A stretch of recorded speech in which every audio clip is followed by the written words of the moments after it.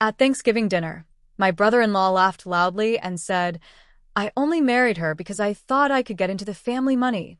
Guess I was wrong." He raised his glass high as my sister sat frozen in shock. Before he realized it, my cousin, who had been secretly recording because she had a bad feeling, uploaded the audio to Facebook. It got 500,000 shares before the leftovers were even packed away. My sister filed for divorce that night, and he lost everything within a month. I don't even know where to start, but here goes. My name's Ray. I'm 39, live in Ohio, and every year my family gets together for Thanksgiving. We're not rich, but my dad did well for himself with his construction business, and he and my mom built a comfortable life. Paid off their house early, put money aside for all of us, that kind of thing. People know the family name around here. We have a pretty normal family, parents still married, one sister, Maggie, 42. One younger brother, Kyle, 34, and a few cousins who might as well be siblings. We're all pretty close. Maggie was always the golden one growing up, got straight A's, married her college boyfriend, who turned out to be a cheating POS, and then after the divorce, she met this guy named Dean. Dean looked great on paper. Tall, clean-cut, real estate license, owned a few properties, drove a newer BMW. Smooth talker. Always wore cologne like he was going to a job interview. At first, we were happy for Maggie. She deserved someone solid. But something about Dean rubbed me wrong from day one. He always asked questions that made you tilt your head, stuff like, "So, who manages your dad's estate?" Or, "Do you think your mom will pass her stocks to the grandkids or keep them with the kids?" At first, it seemed casual. Then it started sounding more like fishing. I wasn't the only one who noticed. My cousin Danny, she's 26, super smart, and doesn't miss anything, started keeping tabs. She told me she caught Dean snooping in the upstairs office during Easter dinner. When she asked what he was doing, he said he was looking for the bathroom. That bathroom is downstairs. Anyway, fast forward to Thanksgiving this past year. My parents' house was full. They've got this big old farmhouse-style home with a long table that can seat almost 20 when you squeeze. Everyone brought a dish. Laughter, clinking silverware, football on in the other room. It felt normal for once. Dean had already had a few glasses of wine before we even sat down. Red-faced, loud, acting like he was the funniest guy in the room. Maggie looked tired. I mean really tired, like she hadn't been sleeping. I remember thinking, they must be fighting. Dinner was halfway done when it happened. Dean stood up, glass in hand, and said, "I just want to say something real quick." Everyone quieted down. He grinned, holding his wine glass up like it was a damn trophy. "I just want to thank everyone for letting me be part of this amazing family. I mean, let's be honest. I only married Maggie because I thought I could get into the family money." There were a few nervous laughs. He kept going. "Guess I was wrong." Then he laughed. Like it was a joke. Like he hadn't just humiliated my sister in front of everyone she loved. I saw Maggie freeze. Her whole face changed. She looked like she'd just been slapped. No one knew what to say. The room went dead quiet. Forks down. Eyes wide. My mom looked like she was going to cry. My dad clenched his jaw. I was about to get up when Danny calmly pulled out her phone and said, "Just so you know, I recorded that. I had a feeling you'd say something like this." Dean's smirk dropped. "What?" he said, blinking. "You're kidding." "Nope," Danny said. "It's already uploaded." He laughed nervously. "Come on, Danny. You're not actually going to post that." She looked at him dead in the eye. "I already did. Facebook. Public. Tagged Maggie." That's when it all exploded. Dean tried to play it off, said he was joking, called us uptight, said we didn't get humor. My dad stood up and said, "Get out. Now." Dean turned to Maggie, who still hadn't said a word. She just got up, walked out of the room, and went upstairs. She didn't even look at him. I followed Dean out the door. He was pacing on the porch, swearing to himself, saying, "It was a joke, man. She knows I love her." I didn't say a word. Just stood there, arms crossed, until he left. He peeled out of the driveway, tires screeching. Inside, it was chaos. People were whispering, Danny's phone was blowing up with notifications. The post had already been shared 10,000 times in the first hour. The comments were brutal. Strangers were tearing into him, calling him a gold digger, a narcissist, a loser. Before dessert was even on the table, it was at 100K shares. By the time I checked again that night, over 500,000. And Maggie? She called her lawyer that night. Maggie didn't sleep that night. I know because I stayed on the couch just in case she needed anything. Around 2 a.m., I heard her go into the kitchen and start the coffee pot. She always did that when something was eating at her, like she needed the sound of the drip to stay grounded. She called her lawyer before sunrise. I heard her in the guest room, calm but cold. She didn't cry. She just gave her full name, said, "I need to file for divorce," and started listing off everything she knew about Dean, where he worked, what bank they shared, the lease on their apartment.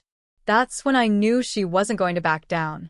By 9 a.m. the next morning, everyone in town had seen the video. It wasn't just strangers online anymore. It was real people. Neighbors, co-workers, people from church. A few local news outlets even picked it up once it started trending on Twitter. Dean was roasted. People started digging into his past. Turns out his real estate success was mostly smoke and mirrors. He had a license but barely sold anything. He'd been living off credit and charm, hopping from job to job, always with a new pitch. House flipping, crypto, private consulting. All buzzwords, no substance. The worst part? He had tried to get into my parents' financial stuff. Danny, again, was the one who figured it out. She went through old emails. Turns out Dean had sent my dad a message a few months ago, pretending to be Maggie. He'd used her name and asked for copies of the family trust documents for future planning. My dad had found it suspicious at the time, but didn't push it. Now, it all made sense. Maggie's lawyer took that email and built a case fast. They froze joint accounts, secured her portion of their shared assets, and filed an emergency motion to remove Dean from their apartment. He didn't even get to pack his stuff. Maggie sent a locksmith, changed the locks, and hired a moving company to box up what was his. They left the boxes in a storage unit and texted him the code. Dean went nuclear. Called my phone, my mom's, even Kyle. Left long voicemails saying Maggie was being dramatic, that it was just a joke, that he loved her. No one responded. Then the real blow came. Dean's brokerage dropped him. Official statement said something about ethical concerns brought to light by recent public behavior. His license went under review by the state board. His online reviews tanked overnight. Client plus l'aide listing. He tried to post a video defending himself, saying the clip was taken out of context and that it was just Thanksgiving humor. It made things worse. People clipped that video too, mocked him, added music. One guy edited it to play like a sitcom intro. Dean, the family gold digger. Went viral on TikTok. Over 2 million views. He couldn't get hired anywhere. His reputation was scorched earth. But here's where it gets crazier. About 2 weeks later, Maggie got an envelope in the mail. No return address. Inside was a typed letter. No signature. Just this. You think you know someone, but Dean has enemies. You might want to keep your eyes open. This isn't over. We thought it was a joke at first, but then weird stuff started happening. Someone started calling Maggie's job, pretending to be a client, trying to get her schedule. Her car tires got slashed one night while it was parked outside my house. And then, someone used her credit card info to order $600 worth of electronics shipped to a fake address in Youngstown. The cops were called. The credit card company refunded the money. But still, someone was messing with her. Maggie filed a police report. Her lawyer requested a restraining order. Dean denied everything, but no one believed him. Especially after Danny found a burner Instagram account that had been watching Maggie's stories. The only follower? Dean's old college buddy, who ran in the same get-rich-quick crowd. We started to realize, Dean wasn't just some idiot who made a bad joke. He was a manipulator. And he was angry. About 3 weeks after Thanksgiving, just when we thought things couldn't get any uglier, something new hit us in the face. A woman showed up at my parents' house one cold Sunday morning. She was maybe in her late 20s, petite, blonde, nervous as hell. My dad called me down and said, "Ray, you need to hear this." She introduced herself as Melissa. Said she knew Dean. Not from work. Not from school. From dating apps. Turns out, Dean had been cheating on Maggie for over a year, with multiple women. Melissa had no idea he was married. She met him on Hinge. He told her he was single, never found the right one, and was trying to build a future with someone who believes in him. Melissa said she started getting suspicious when he wouldn't let her come to his apartment. Said it was under renovation. Then she found out about the video. Someone had forwarded it to her through a friend who recognized Dean from yet another dating profile. Melissa showed us screenshots of texts. Dozens of them. Sweet talk. Lies. Promises. And all while he was living off Maggie, draining her savings and pretending to play husband of the year at family events. But here's what hit hardest. One of the texts had a photo. Not of Dean, but of documents.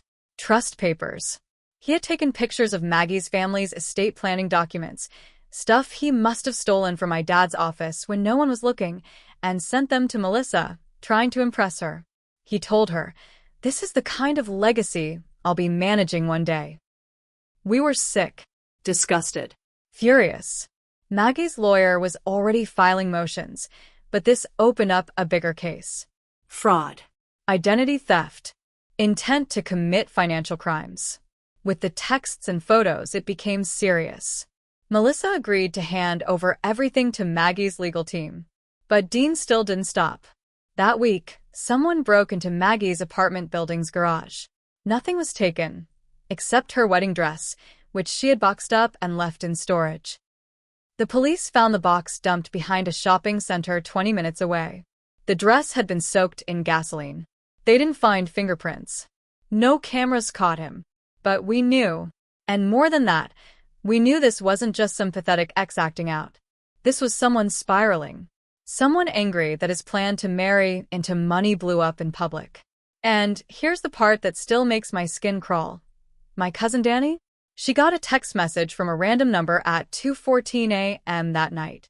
It said, "Funny how quick families turn. You should have kept your mouth shut." No name. No other messages. Danny took it straight to the cops. They couldn't trace it. Burner number, no call logs. But the timing wasn't a coincidence. Someone wanted us quiet. We started rotating sleep schedules. Maggie stayed at my parents' for a while. I set up cameras. My brother Kyle, who worked security, gave us a full rundown on how to spot tracking devices. We even found a small GPS stick-on under Maggie's car bumper. Yeah. Someone had been following her. That was the final straw. Her lawyer escalated things to a private investigator. 2 days later, the PI called us with a report. Dean had been meeting with another woman, older, mid-50s, name was Renee. She worked at a local title company.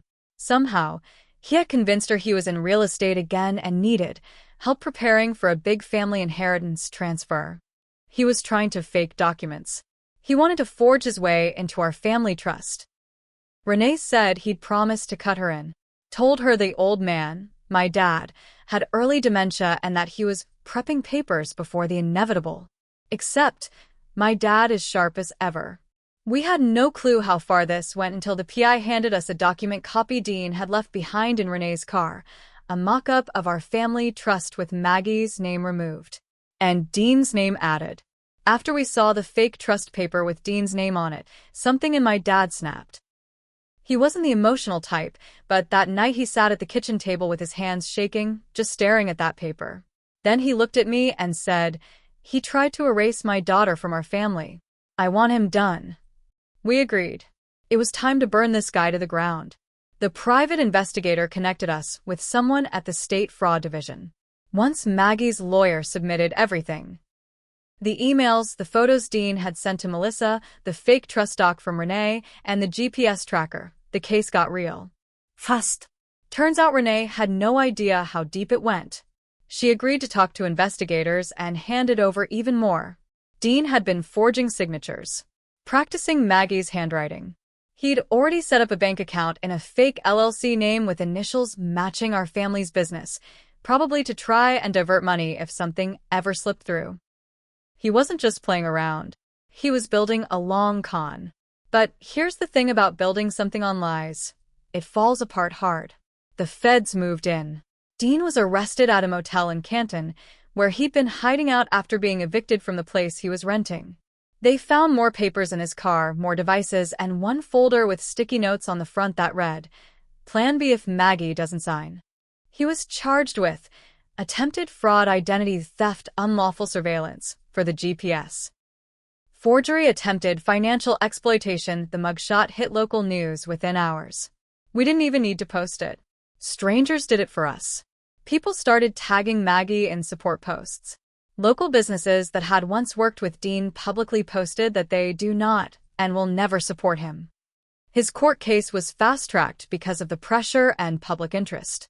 He pled not guilty, but with all the evidence, it was a joke. Now, here's where things get messy for me. During the investigation, the private eye asked to review our family's security footage, and that's when something came up I didn't expect. One of the videos showed me, from about a year ago, letting Dean into my parents' garage without telling anyone. I'd forgotten all about it. He'd said he left something there after a barbecue. I let him in. No questions. Turns out, that's when he first snooped through the office. I didn't say anything at the time. Figured it wasn't a big deal. I trusted Maggie's husband. I never even told my dad. So when the lawyers brought it up in court, it came out that I was the one who gave him that access, even if I didn't know what he was doing. My dad looked at me different after that. Maggie didn't speak to me for a few weeks. It was fair. I'd been careless. I didn't mean to help him, but I did. After Dean was convicted, 3 years in prison, no early release, restitution ordered to Maggie and my parents. I stood up in court and apologized. To my sister. To my family. I told the judge I should have said something sooner, should have trusted my gut like Danny did. Maggie hugged me that day, but I still carry the guilt. Dean? He cried when the sentence was read. Not for what he did, for himself. For getting caught. He yelled something about how Maggie led him on and that it was supposed to be his turn. Even his own lawyer flinched. That was 6 months ago. Maggie is healing. She bought a small house outside Columbus, started over.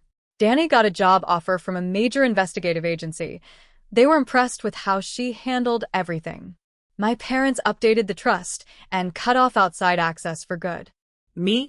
I still see my sister when I can. I take full responsibility for that moment I let Dean into the garage. It taught me something I won't forget. It's not enough to notice red flags. You have to act before they bleed someone you love dry.